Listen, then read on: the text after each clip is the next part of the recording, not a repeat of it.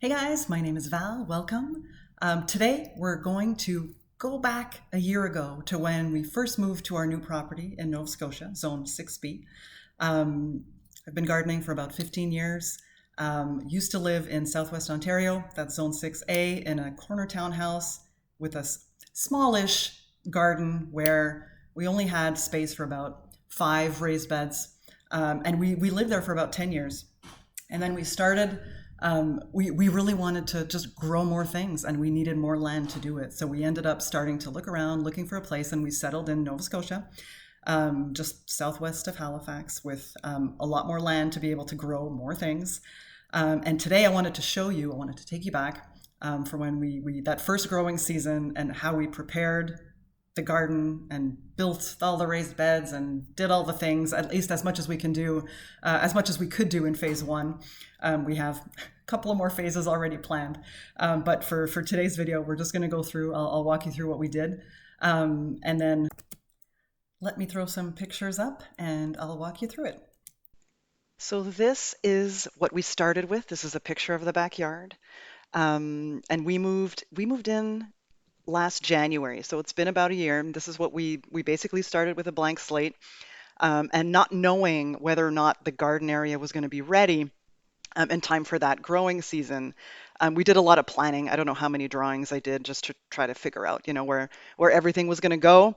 We knew that we had to prioritize. It's a 1.5 acre property, so there's a lot to do. We couldn't do it all in one year. So phase one, we decided to prioritize what I call the hard stuff. So it's essentially making sure, that there's an area that's clear the rocks, clear the tree roots, anything that would impede, just make it nice and clean. And it actually started out pretty good, as you can tell from the picture. It's pretty clear as it is, but we needed to make sure that we had an area to that would hold raised beds.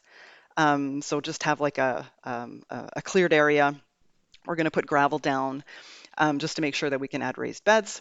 We wanted to make sure that the area was fenced in. There's wildlife in the area, as you can as you can imagine, with the surrounding forested area. So we wanted to make sure that whatever we put in there, we included a fence. We needed to make sure that there was a path, between the backyard and the front of the house. We knew there were going to be many trips and wheelbarrows and supplies and soil, and all of that stuff going back and forth. So we wanted to make sure that that was, easy to do and not, traipsing through the mud back and forth between the front and the back of the house. And making sure that anything that we did plant this year were things that take time to establish. So we wanted to have some fruit trees, and we were going to put those at the back of the property within the fence. And I'll show you what the plans look like in a second. But fruit trees, they take some time before they can produce. So we wanted to make sure that we got those in, or we got those planted as quickly as possible. Same thing with berry bushes. We wanted to get those in. We're going to put those in some of the raised beds. But just to make sure that anything that takes time to establish, we got those in phase one. And then building as many raised beds as we could in the first year, at as much as it made sense to do so. And then, well, that was phase one, and that was plan A. Plan B, if we weren't able to get all of that done or as many raised beds as we wanted to, plan B was, thinking about other ways to plant things if the raised beds weren't ready. And we did kind of a split approach to that. We'll get to that in a little bit. So this is what the plan looked like. We ended up working with a landscaping company just because, like what I call the hard stuff, like putting gravel down and clearing tree roots and putting a path down, like to me, like that's not something my husband and I could do. So we said, let's work with a company, get their help to do all the hard stuff. And this is the plan that we came out with. So at the bottom there, we had it's a 4-foot path. And that path goes from the area in the back all the way to the front of the house. And then that little gravel area in the middle is where we were going to put our raised beds. We had the length of that of the I guess you can look at that square that's surrounding the garden area is about 50 feet deep and about 35 feet wide.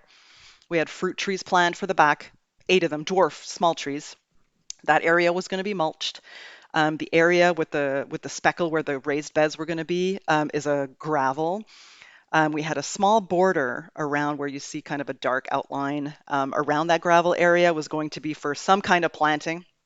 And we did eventually plant that out in phase one, and I'll get to that in a little bit.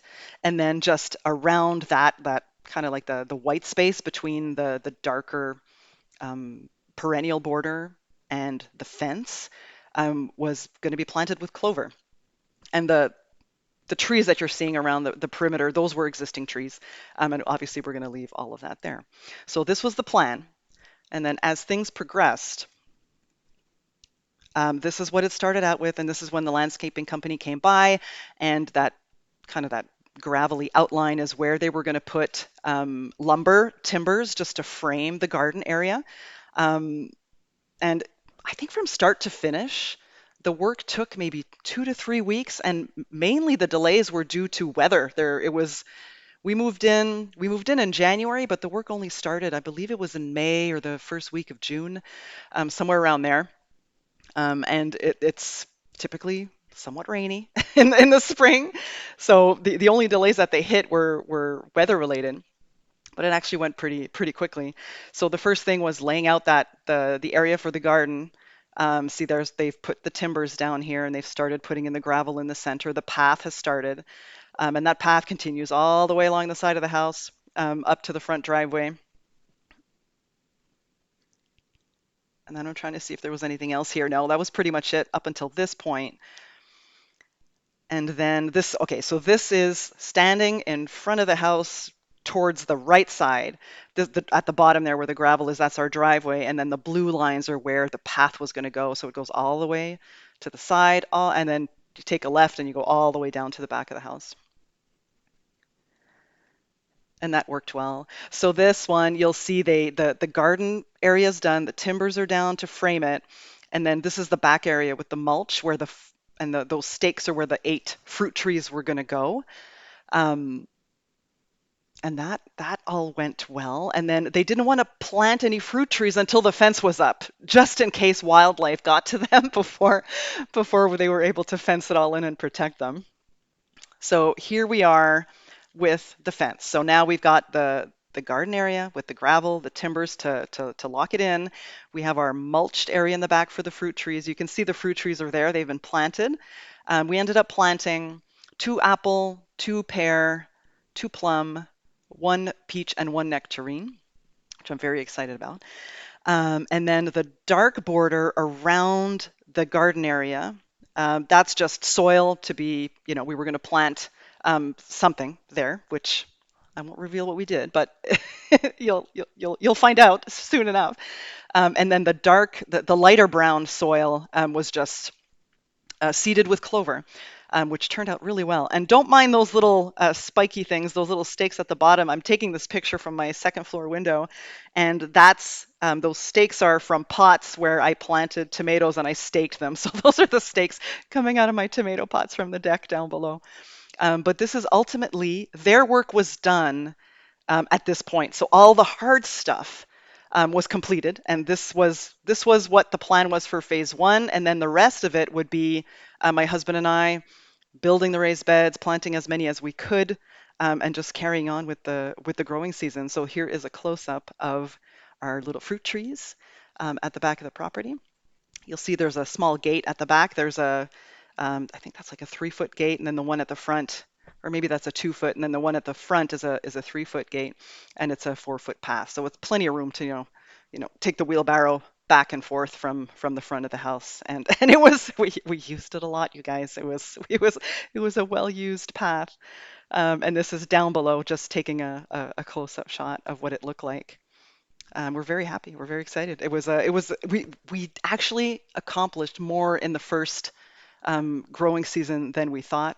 But it's been exciting, and we're already looking forward to phase two.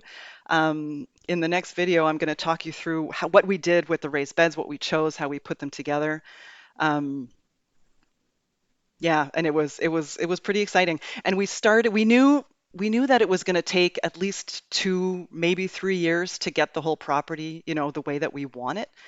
Knowing that it's a marathon, not a sprint. And we decided the first thing we wanted to do was try to start growing food as quickly as possible. And then starting from the back of the property and working our way towards the front, just because, if there was going to be machinery or anything like that that was passing through, the last thing we wanted is for machines to get to the back of the property if we've already done, the sides or the front, and just risk messing things up. So that's pretty much it.